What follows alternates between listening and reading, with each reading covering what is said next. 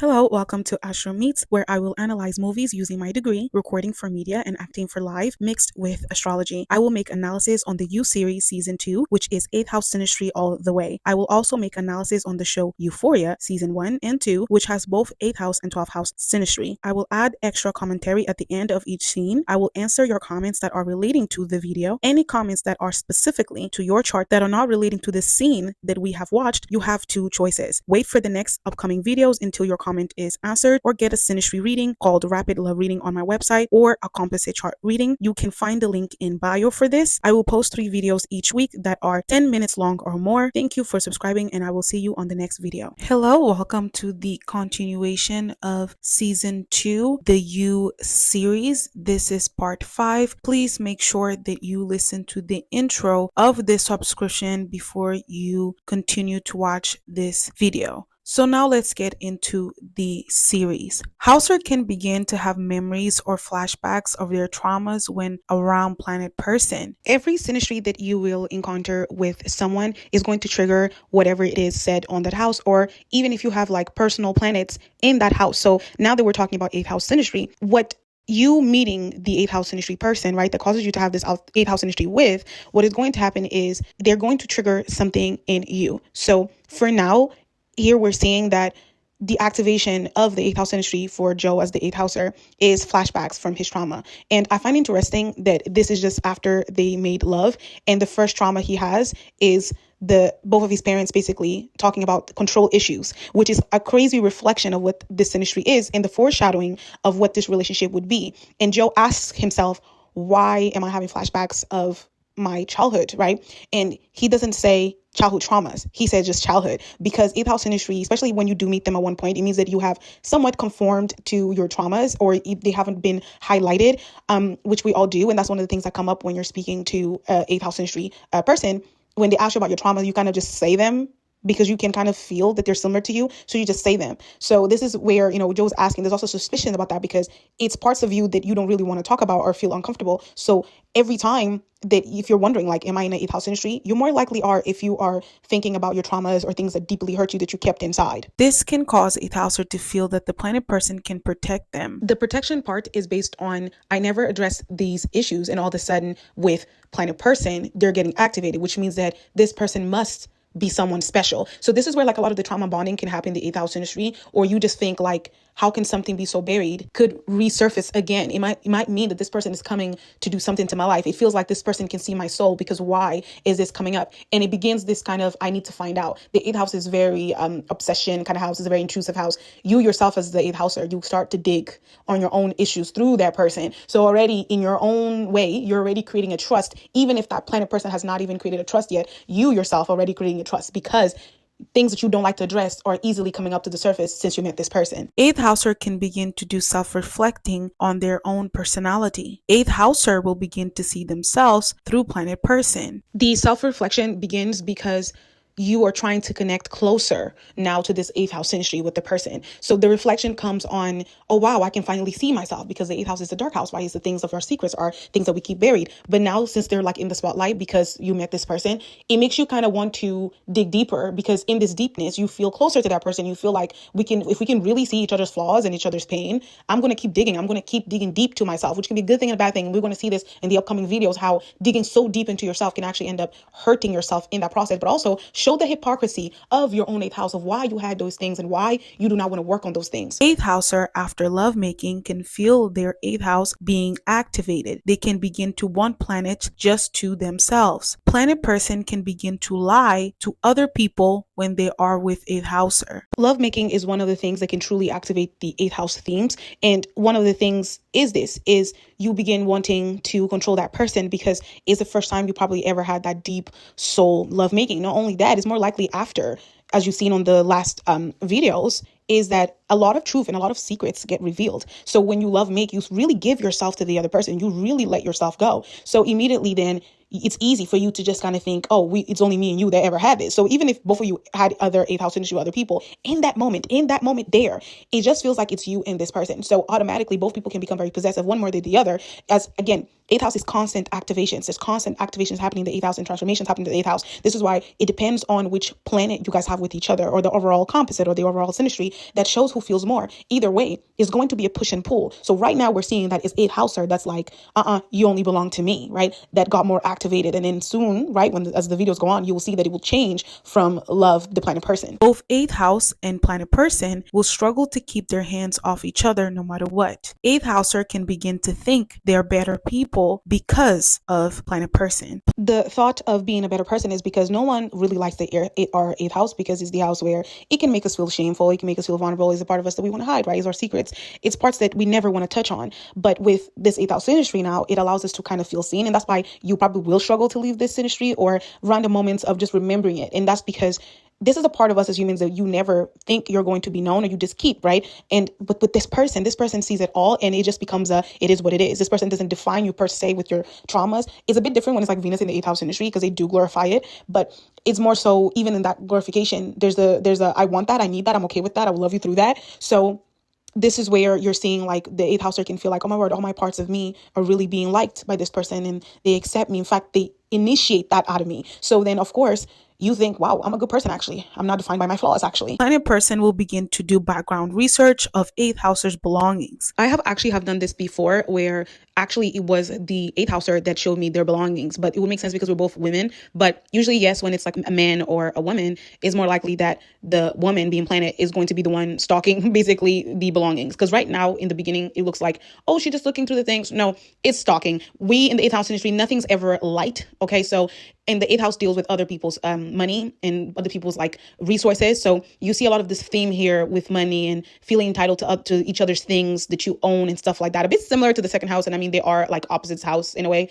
So this is where like I remember looking at the person's stuff is because I wanted a physical thing that would represent us so that it would feel real. But as you see, as the show goes on, you see that the reason why she was doing that, it was because she was already stalking him for real and trying to find out who he is without him having to tell her. So a lot of the times in the 8th house industry, we do look up into this person's like life and the things that they have so that we can connect the dots for ourselves, because the 8th house still is a house that's very vulnerable. It's a house that trust is a very difficult thing to have or to feel. So we rather do the investigation ourselves before 8th house or planet person even tells us. We want to do our own findings. 8th houser will respond to this in a truthful way that will sound like a joke to not reveal their true self completely. It just like I made the previous comment about love, planet person searching the belongings, right, and trying to do her findings for herself, is the same thing that Joe did. And it's so 8th house, really, like what an 8th house industry example on TV screen, because as you can see, he literally mirrors her. She is stalking him and he stalks her right back. She does it as like, oh, look what I found, and he does it in a haha, I'm joking. You see how both are like, they trust each other, but they both still have like suspicions of, can I really show you the real me, right? The 8th house is always going to bring that theme of trust all the time. So even though Joe is literally foreshadowing, and as we know from the previous episodes who he is, he makes it in a jokey way to see how she's going to take it. And this is like moments where, compared to the other episodes coming, especially I think season 4, where we really get to hear all of Joe's narrations, right? See, even in these moments, we do not hear Joe's narration. So it's like it's like left to our minds to figure out what he was thinking at that point. But if you're like me, who sees astrology and astrology reflects life, immediately when he made that joke and there was a silence and she smiles at him, I could hear him going, well, hopefully, I hope she doesn't find out who I am. I literally heard that without having to be narrated. I could see his inner thoughts as the 8th houser being like, I hope she took that as a joke and not really find out who I am. You see what I'm saying? Every time there is a social interaction with the rest of the world, both people here will ask what the interaction is about and dictate how the other should respond. The reason for this, I'm not going to lie, is simply because of control, right? The activation has happened where now they feel entitled to each other, and is more of a fact of, I don't want anyone to ruin this. Is a fear, right? And fear is based on you trying to control things that you think you can't control. So again, also kind of rounds up again to that trust, right? Because if you had trust, you won't have fear, right? But also if you didn't have fear, you won't have this need to control. So you see how the themes of the 8th house kind of go around and around and around until they understand each other, right, completely. Or eventually, in season 3, we see the full mirror of each other, right, where they both show each other as hypocrites to each other, right? And well, Joe does. But this is what I mean about the 8th house synastry. It becomes very inclusive to each other and very exclusive to everybody else. Now it's like you belong to me in every single sense, even who you talk to and associate with. So a lot of people get excluded and isolated here from society once they enter the synastry. So if you are also ever wondering, am I in the 8th house synastry? You more likely are, if all of a sudden like no one is surrounding you, or you simply pushing people away, or you just don't have any desire to hang out with friends.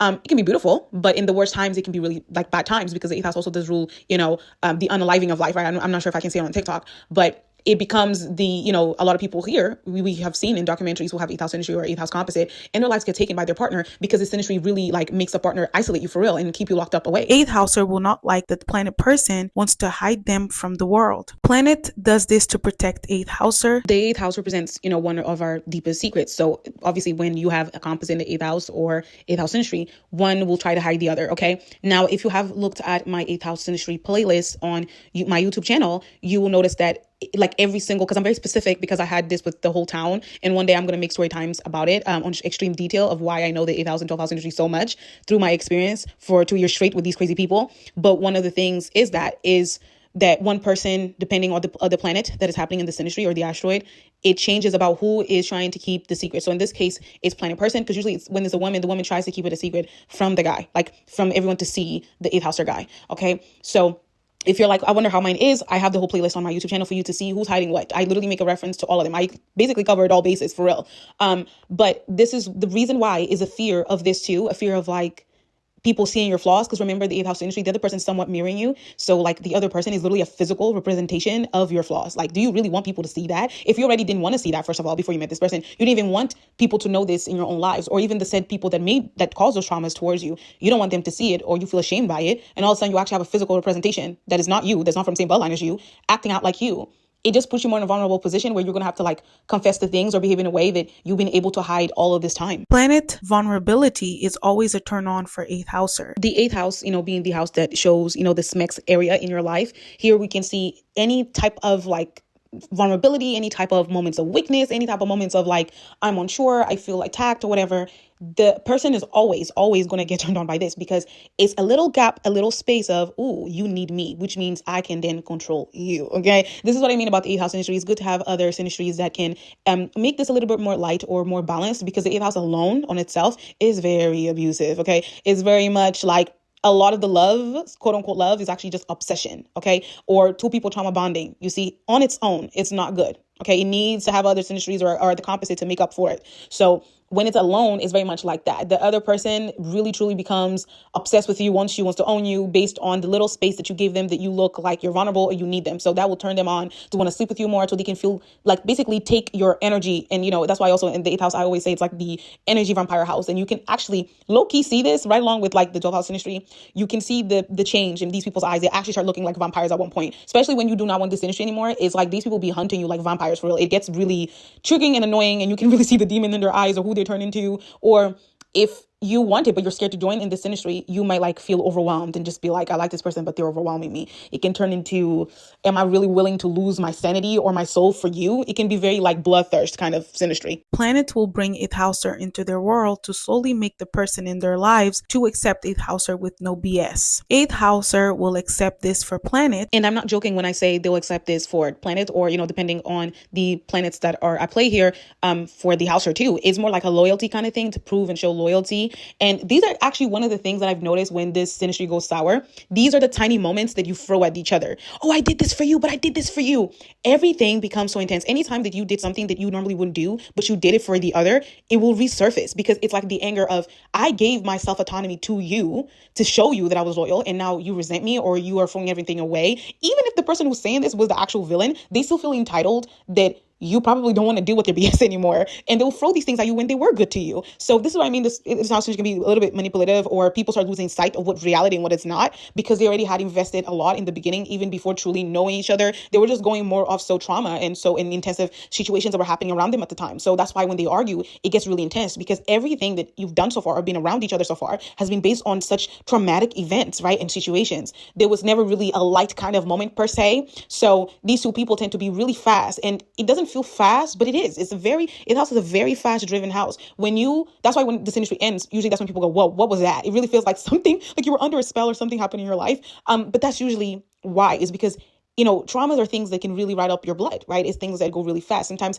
it's so unconscious, your trauma, that you just live with it, and it becomes a part of you, consumes you. So here's the same thing. This relationship can feel very consuming. It can feel very much like, I gave my all to you, and I did it for you. I won't do this to anybody else. So then, while it's appreciative in the moment, this will be, and we will see this in the next episodes, right? This will be 100% the moments where they will throw this at each other and have to literally face each other like each other's mirror. Planet will have the tendency of rewarding eighth house with SMEX. SMEX is creation, is the highest frequency to what humans can create, right? We are starving for creation. And those who can create, you see what happens in society. And I don't know if you have been keeping up with my little series, but creation is the reason why the world is acting crazy, right? A lot of our creation has been taken away, and what has been placed on top has been this illusion of the Venus energy of creation. And right now we're living in the Mars energy, where everything is so aggressive and everything is like put down money towards it. So even those who can create, it becomes a business, it becomes a job, it becomes a routine. The natural enjoyment of creation is getting lost. You have to constantly choose to really create and protect your creation. So this is literally the theme also of the eighth house synastry. The rewarding is like, oh, you are worthy to have me.